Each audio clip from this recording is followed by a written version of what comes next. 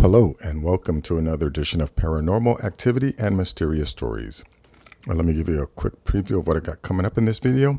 The first is a blinking aircraft that was filmed in the Jordan Desert. Kind of hard to see, but there's definitely something there, something worthwhile to check out. Second is a video out of Tijuana, Mexico, which shows a double UFO. We see these two little things here. For sure it's a UFO. Can't really say more than that. Let's see. And then this is just a article about they are already here, huge alien craft in our solar system. According to this guy, he's saying that some of these objects that are found around the moon, there's this one here. He says that there's something on the outside of the moon, and then he also thinks that these things here, which are like around the moons or some of the moons of Saturn, he claims they're alien crafts, and they're not necessarily just rocks. This is a article about what appears to be a bridge on the moon. Let's see. And then this one here, this is some strange object that comes up out of the water. It's got this little symbol on it. I'm not too sure if this is some kind of new military tech, but yeah, it's just an interesting video. It's really hard to tell what it is, or if it's real, or if it's CGI. I'm totally baffled on this one. Here, this is just an article about a bizarre UFO crash in Arizona. And then last is some lights, a couple of lights over Vermont. And then this video from one of Stephen Greer's CE5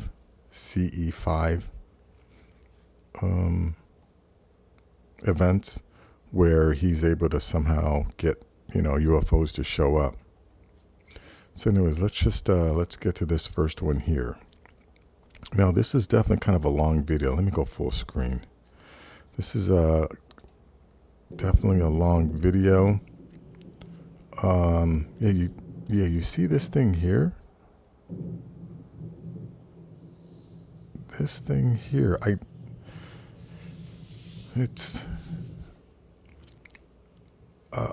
think if this thing were fake, if someone were trying to fake it, I think they would try to do a little better job.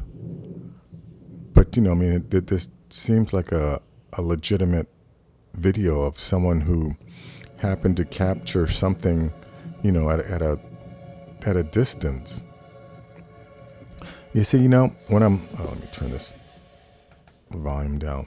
When I'm looking at around the edges, I'm looking to see if there's any a definitive edge between whatever this object here and and the rest of the footage. And I'm also looking at all this noise and seeing if there's a difference between the noise around there and then the noise within this object. And it kind of it doesn't look like it's two different videos. It all looks the same for sure. But anyways, I don't want to play the whole thing and get hit with copyright violations. So of course I will leave a link in the description and you can check it out yourself. Now here's another one. Let me go full screen.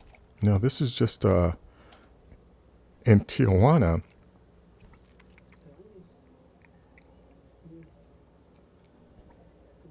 Yeah, and you can see how, that's a great shot to show you distance.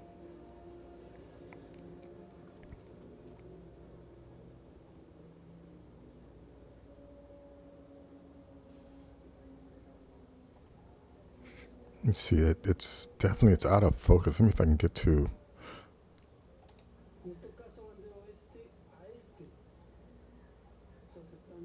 Yeah, I think it's only back here where it's actually in focus. But let me stop the viewer. Let me stop the viewer right there. That's what we're talking about here. Not too sure what that is, but anyways, of course, I will leave the link in the description. You can check it out yourself. Okay, let's see. I go to this. Okay, now this one, like I said, this article here, and this guy also talks about Dr. Norman Bergram, who is a research scientist at that NASA's Ames Research Laboratory. And he actually wrote a book called The Ringmakers of Saturn. And in it, he says that based on the data that he received from, I think it was the Cassini craft that went by Saturn, that there were these giant, even like 5,000 mile long ships, if I remember correctly. Yeah, 5,000 mile long ships that were in the rings of Saturn. But let me see. Let me read what's going on here. The Washington Post suggests that NASA has been hiding evidence of regular visits of extraterrestrials. There are up to 400 witnesses who want to testify under oath in congressional immunity. It's 2020 and still nothing has changed. NASA still hides evidence of these alien visits, and they are enough. There is undeniable evidence, unexplainable footage, controversial pictures released by NASA themselves refusing to shed more light on them. Recent pictures of Saturn's moons are starting to look like cloaked alien craft. Prometheus, Saturn's moon. So let me play a little bit of this video here. Let's see what this guy has to say. Somebody does not want us to think this is anything other than a big space rock orbiting Saturn. It's our human ignorance that makes it quite easy to disguise certain alien-made objects from us in imagery. A light digital cover in the middle is all it takes sometimes, which allows a fair amount of fidelity to remain in terms of the basic overall shape. Here, we'll isolate what appears to be the front section.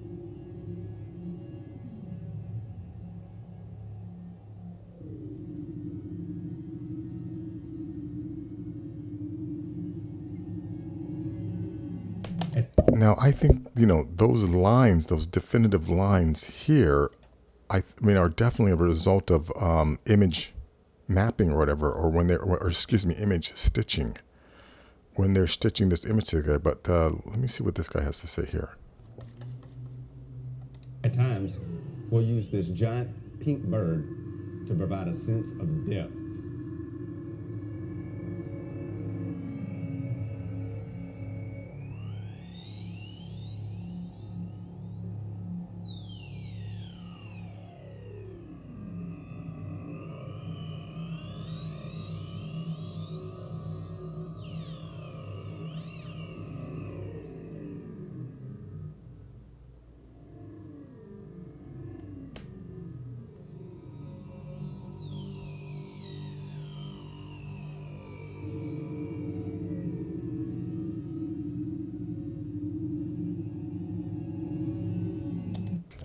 Let me jump on here where he looks at another one.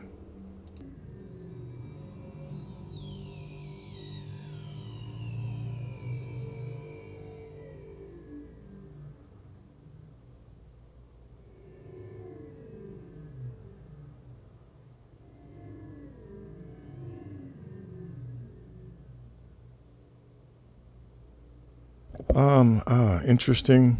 Not too sure. I definitely have seen an interview with Norman Bergstrom and saw people who had, clips of his book, talked about his book. I definitely agree with him that, that there's something going on in Saturn. And again, if you watch this video here, this guy explains how, how like one of these things keeps one of the rings of Saturn's clear. And it seems like that's the purpose of whatever this thing is. It's to keep a certain area around one of Saturn's ring clear of any rocks. So wouldn't that be a machine? But anyways, check out the video. Link will be in the description. Okay, here is just, this is another one of those videos where people talk about the different structures on the moon.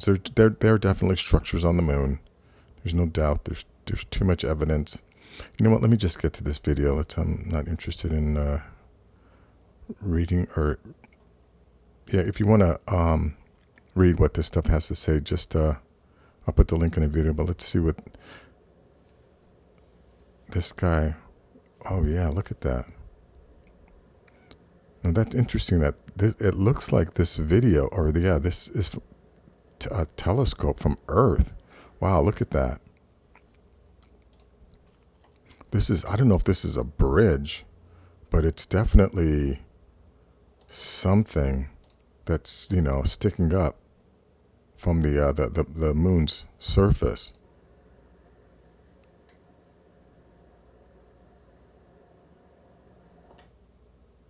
That's something going on there. Oh, this guy is filming from a telescope. He's got his camera into the eyepiece of the telescope, and that's how this is being filmed.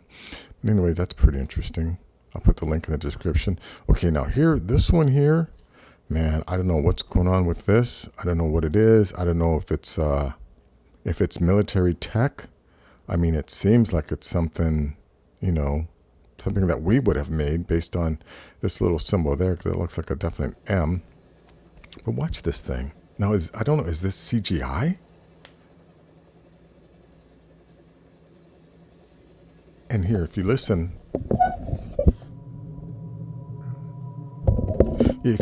I think that, you know, because I can hear the helicopter rotor, that it's a helicopter that's filming this. But it's like, I am not too sure if this is real, if this is CGI. I mean, look at this. Oop, go back to.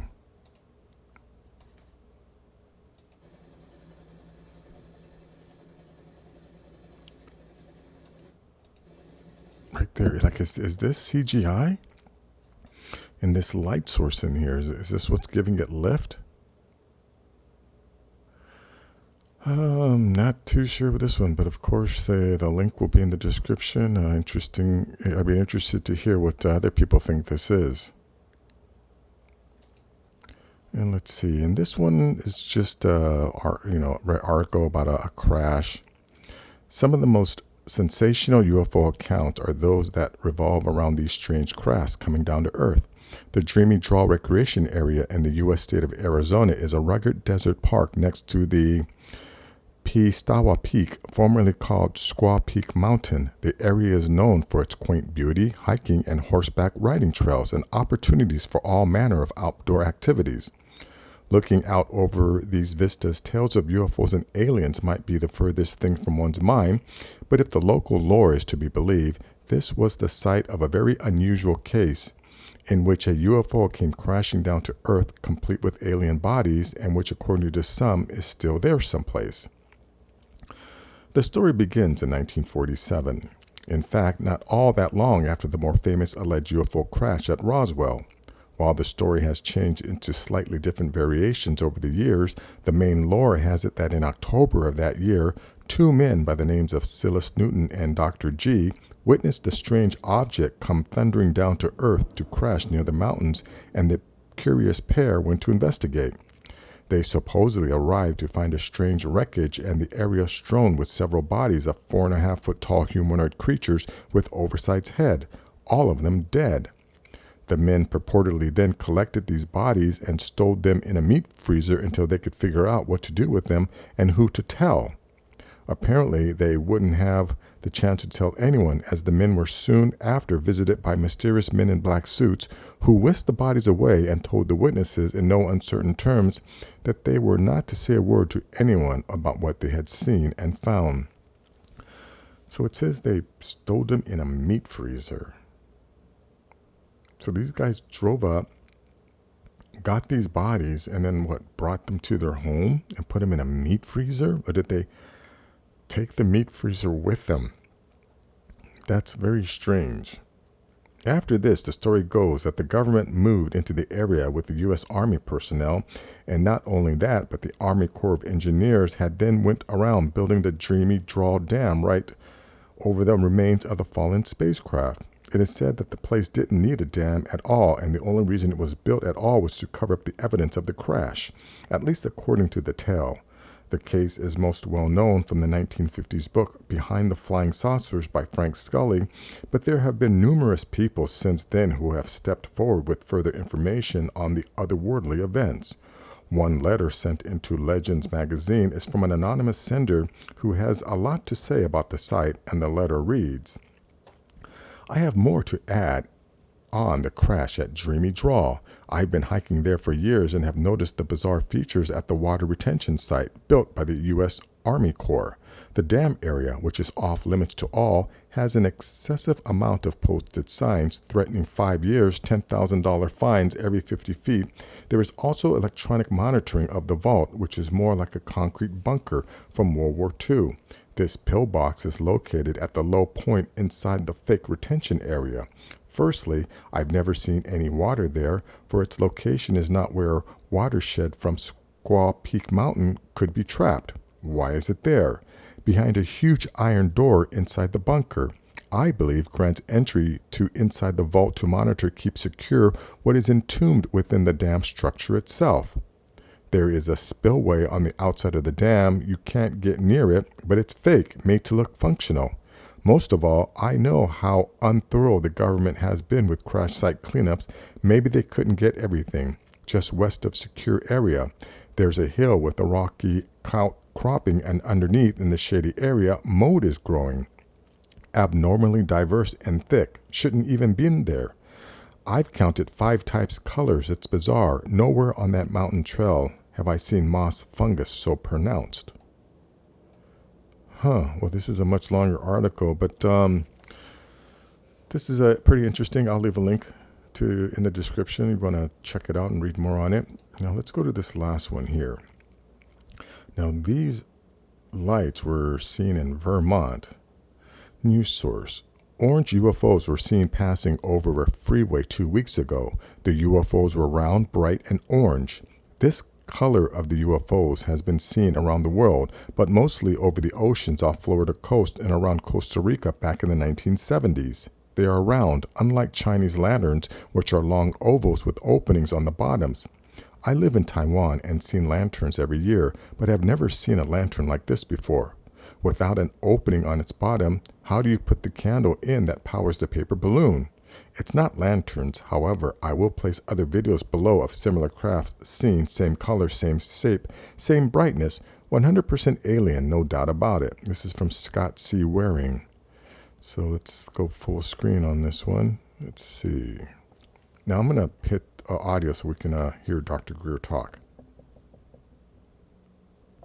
I'm going to move.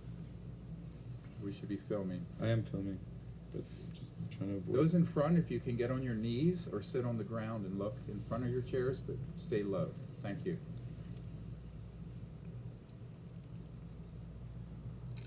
Just going to reposition. You need a higher tripod.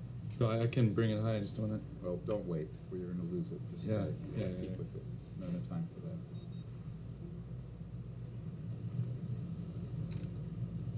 Okay, that's clear air. It just sort of vanished, the one on the right.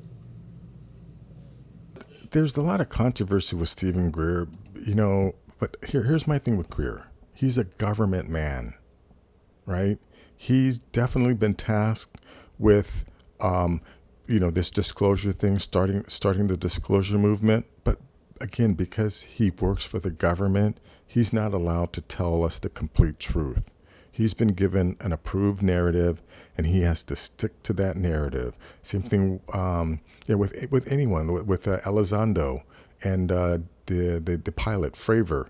I posted a video of someone from the Princeton who contradicted a lot of the things that Fravor has said. But based on how Fravor is being booked on all these TV shows, going on all these different podcasts, like he's the face of this, this U.S. Nimitz disclosure, he's been given an approved narrative. He's been, he's been given a story that he's allowed to tell us, and I'm sure there's a lot more that he can't tell us. He's not allowed. So, we have to rely on other people having the courage to step forward and tell us the truth. But folks, all of these sightings that we keep having every single day, this is not like, sightings don't happen like periodically. Sightings happen every single day all over the planet, a lot of times near water or in oceans.